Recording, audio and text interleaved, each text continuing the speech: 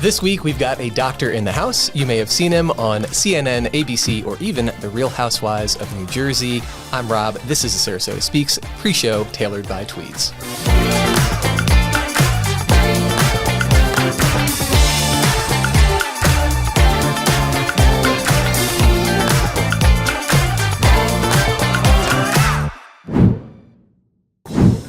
What's up, Sarasota? I'm Rob. This is the Sarasota SpeaX Pre-Show. When you are looking to level up your style game, come on down to Tweeds, to any of our locations right here in downtown Sarasota. We are also in downtown St. Pete, downtown Tampa, and coming soon to Naples and Orlando.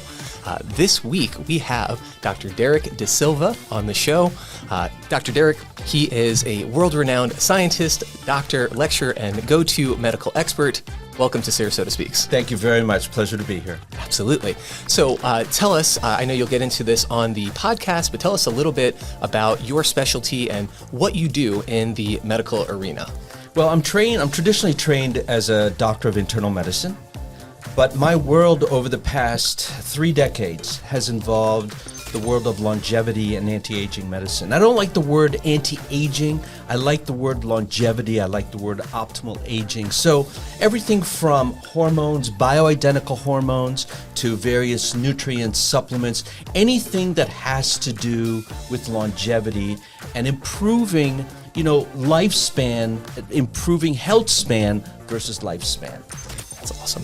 Well, you have appeared, Doctor, on programs such as CNN's Larry King Live, but also, as we mentioned, on the Real Housewives of New Jersey. Can you tell us a little bit about that and how did that happen? What was that experience like for you? I always laugh when people bring that up because I was in Fort Lauderdale getting ready to board a plane, and 4 or 5 of the ladies were there. And I was waiting to get on the plane. I was in line, and these very loud people showed up, and everybody around us was, taking pictures with them and doing this. And I said, who are these people? I had no idea who they were. Anyway, I got out of line because I didn't want to be part of any of that. And then what happened was I sat in my seat, and, we were in the front of the plane, sat in my seat. One of the ladies sat right next to me. And I'm thinking, oh God, I don't want to be here. I really don't want to be here. And one of the ladies on the show, Dolores, recognized me because I host a show on News 12 New Jersey. Dolores recognized and said, oh my God, that's Dr. DeSilva. And so they all came over and started talking to me. And that's how it just got started, because a couple of them needed, some treatments, and I took care of it for them. But that's how that whole thing evolved. It was quite an experience, to say the least. That's incredible.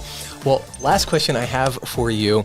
I understand you have a supplement line. You mentioned this earlier. Tell us a little bit about what inspired you to get into that field and what sort of supplements you specialize in. Well, the supplement line is about 30 years old.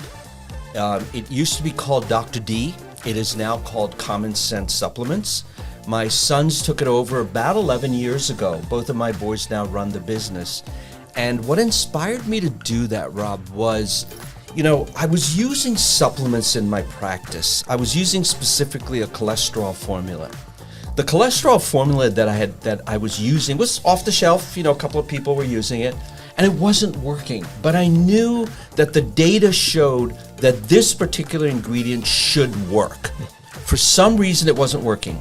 My neighbor, who is in the Department of Food Science at Rutgers University in New Jersey, was out there talking to him one day. I said, hey, could you do me a favor? Could you just look at this product and analyze it?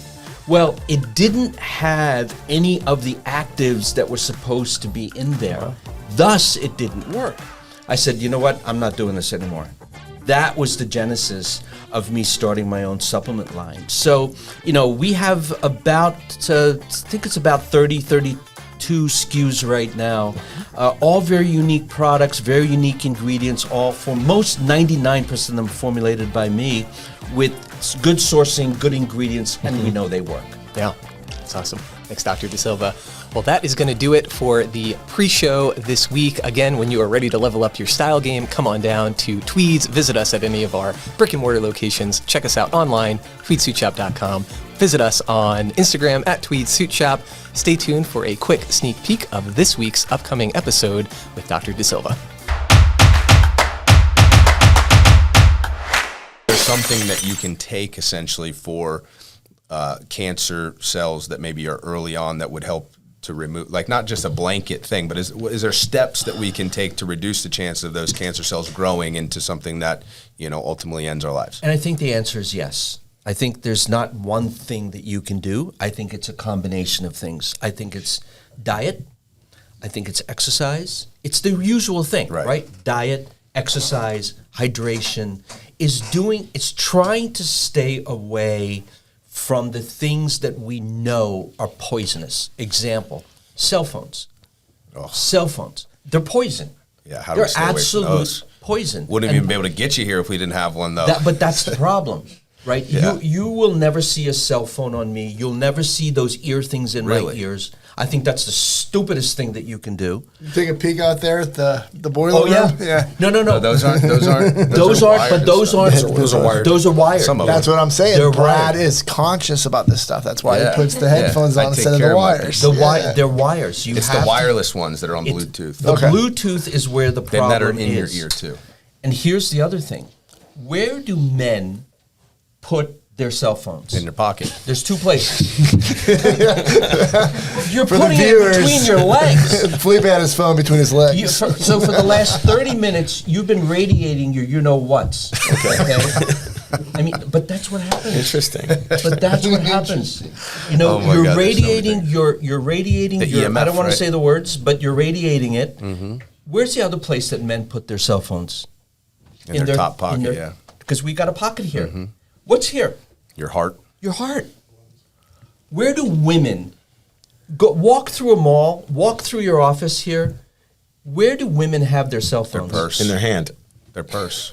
Their back pocket. Okay. Their jeans. Women you wear go. jeans, and it's in their back pocket. What are they radiating? They're radiating their entire pelvis, their ovaries, their uterus, their rectum, their intestines. That entire area is being radiated. If it was once a month, it'd be fine. But it's every day for 8 hours. Yeah. That's Or the more. problem. So you're asking me about cancer? Why are 30 and 40-year-old women today having more breast cancer than we've ever seen? Why? When I started practice 38 years ago, 40-year-old women didn't have breast cancer. 60, 70, 80-year-old women had breast cancer. Today, they're 20 and 30 years old. I have a 30-year-old woman in my practice with breast cancer. Yeah. You're like, what's going on? I thought the rate